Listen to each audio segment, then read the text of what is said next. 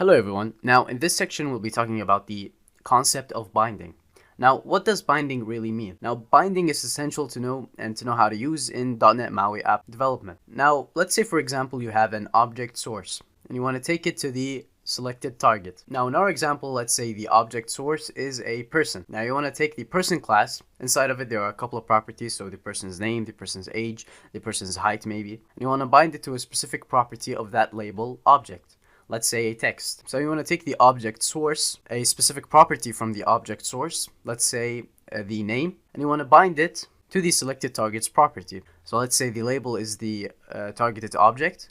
Inside of it there is a text property. Let's say you want to bind the name property from the person class to the text property in the label control. Now you can do that by binding. And there are tons of other examples we're going to go through. So for example, it doesn't even have to be one backend and one frontend. You can even do all of them in frontend. So for example, you want to bind a entry, a text box's text property, and you want to bind it to a label's text property. Now that can easily be achieved by binding. And we're going to go through how to do that in the next couple of lessons.